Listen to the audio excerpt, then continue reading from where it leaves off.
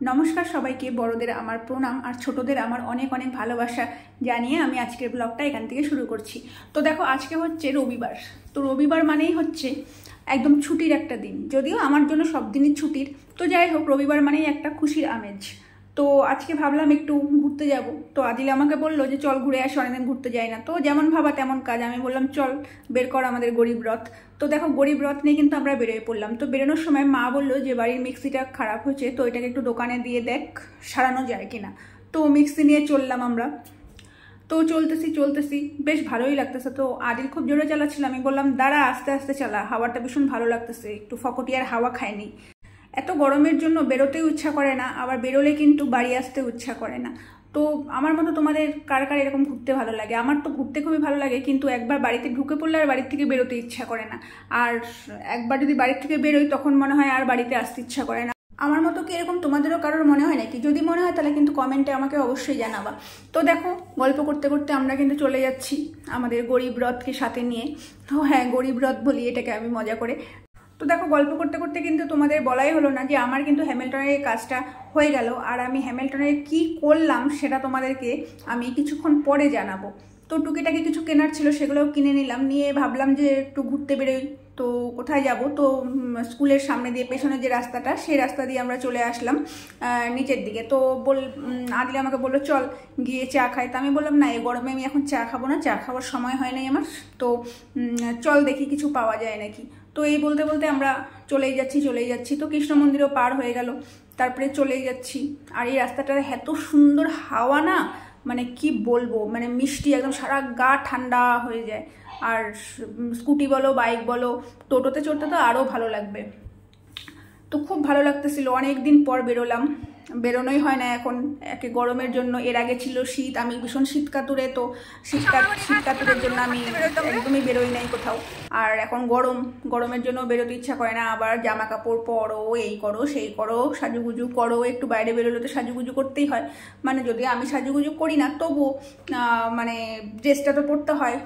বাড়িতে তো যেমন একটা ল্যাড়াবেড়া ড্রেস পরে থাকি, তো বাইরে তো আর সেটা পরে যাওয়া যায় না। তো তার জন্য আমার ইচ্ছাই করে না। তো আজকে অনেক দিন পর বেরোলাম, তো বেশ ভালোই লাগলো। কিন্তু ফুরফুরা হাওয়া, ফুরফুরা মেজাজ, আর ওয়েদারটাও খুব ভালো ছিল।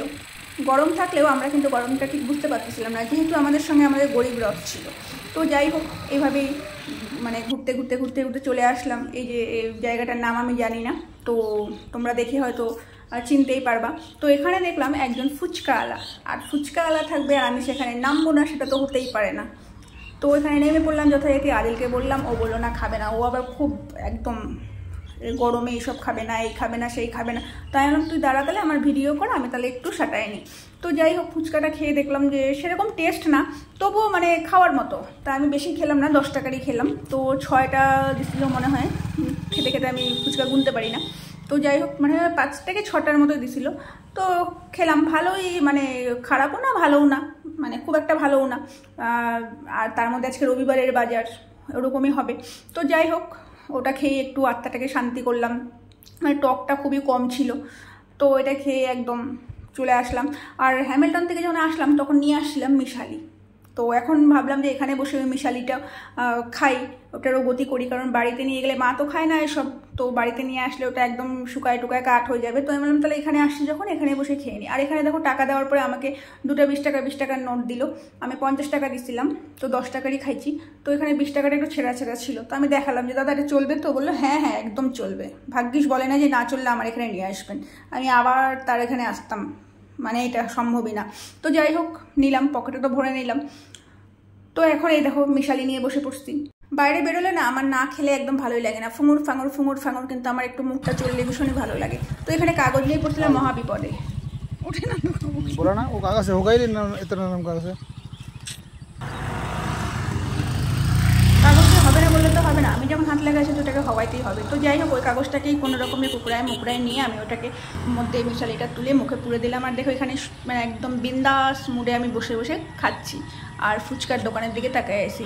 আমি মানে একটা জিনিস লক্ষ্য করি, যেই দোকানই ফাঁকা থাকুক না কেন, আমি যে দোকানে যাব মানে তার কিছুক্ষণ পরেই, মানে আমি যাওয়ার সাথে সাথেই দোকানে একদম ভিড়। তার আগে কিন্তু হয়তো দোকানদার মাছি মারতেছে, কিন্তু যেই আমি ঢুকলাম তখন কিন্তু একদম ভনভনায় দেখি লোক চলে আসে। তো যাই হোক, এটা তার জন্য ভালো। আমি নিজেকে লাকি মনে করি যে আমি হয়তো কারোর জন্য লাকি, আমি নিজের জন্য লাকি না, আমি কোনো কিছু মানে ব্যবসা বলো, কোনো কিছু কাজ বলো, কোনো কিছুতে শুরু করলেই কিন্তু আমার সেটা ভালো হয় না। কিন্তু যাই হোক, অন্যের জন্য লাকি হতে পেরে আমার নিজের ভালো লাগে। তো দেখো এখানেও তাই হচ্ছিলো, ফুচকার দোকানটা একজন লোক ছিল, কিন্তু আমি যখন খেয়ে আসলাম তারপরে কিন্তু বেশ অনেক লোক হয়েছিল। তো যাই হোক ভালো। তো দেখো এখানে আমরা ফটো তুলে এখন বাড়ির দিকে যাচ্ছি। তো বাড়িতে গিয়ে তোমাদেরকে দেখাবো যে হ্যামিল্টনে গিয়ে কি করতে গেছিলাম আর কি করে আসলাম বাড়িতে।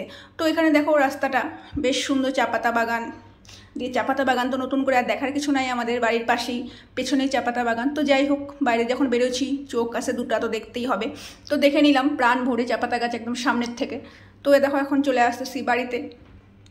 তো কিন্তু মানে আজকের দিনটা কিন্তু বেশ ভালোই কাটলো, ঘুরে ফিরে অনেক দিন বাদে ঘুরলাম ফিরলাম। তো আদিল আমাকে বলতেছিল যে চল এখন চা খাই, অনেক বেলা হচ্ছে। আমি বললাম না, আমি চা খাবো না, বাড়ি গিয়ে আমাকে চা করতেই হবে, কারণ আমার মা বসে আছে। তো দেখো বাড়ি চলে আসছি ফাইনালি। আমি গেছিলাম আমাদের পুরানো মিক্সিটাকে ঠিক করতে। তো মিক্সির দোকানে সেটা দেখানোর পর বললো এটা পুরো বডিটা চেঞ্জ করতে হবে, 750 টাকা নিবে। তো মাকে আমি ফোন করে বললাম, তো মা বললো, মাকে আমিই বললাম যে 750 টাকা দিয়ে চেঞ্জ করা একটা জিনিস, পুরানো জিনিস চেঞ্জ করলে আমার মনে হয় সেটা আবার 2 দিন পরে খারাপ হবে। তো তারপরে মা বললো ঠিক আছে তাহলে সুভাষদার দোকানে যা। তো আমাদের সব জিনিস সুভাষ ইলেকট্রনিক্স যে আছে হ্যামিল্টনে, সেখান থেকেই নেওয়া হয়। তো সুভাষদাকে গিয়ে মা ফোন করে বললো দিয়ে দেওয়ার জন্য। তো সুভাষদা বললো যে এটা ভালো হবে, এটা হ্যাভেলসের। আগেরটা ছিল আমাদের ভিগার্ডে, তো সেটাও ভালো ছিল, অনেক দিনই চললো। আর হঠাৎ করে যে কেন কি হয়ে গেল বুঝতে পারলাম না। তো যাই হোক, নতুন নিয়ে আসছি, আর কালারটা কিন্তু খুবই ভালো লাগলো, আমার তো খুবই ভালো লাগলো। তোমাদের কেমন লাগলো কালারটা আমায় কিন্তু অবশ্যই জানায়। তো দেখো এটাই হচ্ছে কারণ, গেলাম এক কাজ করতে আর করে আসলাম আরেকটা। আর আমাদের পুরানো মিক্সিটার জন্য আমার মনটা কিন্তু এখনও খারাপ মানে লাগতেছে এখনও, কারণ অনেক দিন ধরে মিক্সিটা ব্যবহার করতেছে মা, আমিও চোখের সামনে দেখি। আমি তো খুবই কম ব্যবহার করতাম, কারণ রান্নাবান্নার দায়িত্বে মা। তো সেটাকে দিয়ে আসলাম আজকে, কালকে অবধি জানতাম না যে ও আজকে আমাদের বাড়িতে থাকবে না। যে কোনো জিনিস বলো, মানুষ বলো, কোনো মানে অনেক দিন ধরে থাকলে কিন্তু একটা মায়া তৈরি হয়ে যায়। তো মিক্সিটার সঙ্গে আমাদের সেই মায়াটাই তৈরি হয়েছিল। তো যাই হোক, এটাই বলবো, মিক্সিটা যেখানেই থাকুক খুব তাড়াতাড়ি যেন ভালো হয়ে সেরে ওঠেও। যাই হোক, এটাই বলবো। জিনিস বলো আর মানুষ বলো, কেউই কিন্তু জানি না যে আজকে আমরা এখানে আসি কিন্তু কালকে আমরা কোথায় থাকবো। তো আমার মিক্সিটার সাথেও কিন্তু সেটাই হলো। তো যাই হোক, তো ব্লগটা আমার অনেক বড় হয়ে গেল। তো অনেকদিন পর আমি ব্লগ নিয়ে আসতেছি আর অনেক বড় হয়ে যাচ্ছে। তো যাই হোক, তোমরা শেষ পর্যন্ত দেখো, আশা করব এটাই। তো অনেক ধন্যবাদ তোমাদের। কালকের আমার যে ব্লগটা ছিল, তোমরা আমাকে অনেক ভালোবাসা দিচ্ছো, অনেকে কমেন্ট করছো, খুব ভালো লাগছে আমার, লাইক করছো, তার জন্য তোমাদের অনেক ধন্যবাদ। এভাবেই পাশে থেকো। আর তাদেরকেও ধন্যবাদ যারা সিসিটিভি হয়ে আমার প্রোফাইলে বসে আছে, আমার সব কিছু লক্ষ্য করে, সেটা নিয়ে সমালোচনা করে, কিন্তু কোনো লাইক কমেন্ট দেয় না। তো তাদেরকেও অনেক ধন্যবাদ। তোমাদেরকে এটাই বলবো, তোমরা এভাবেই তোমাদের কাজটা চালায় যাও। তাহলে আজকের ব্লগটা আমি এখানেই শেষ করি, দেখা হবে পরবর্তী কোনো ভিডিওতে তোমাদের সঙ্গে। সবাই খুব ভালো থেকো আর সুস্থ থেকো, টাটা।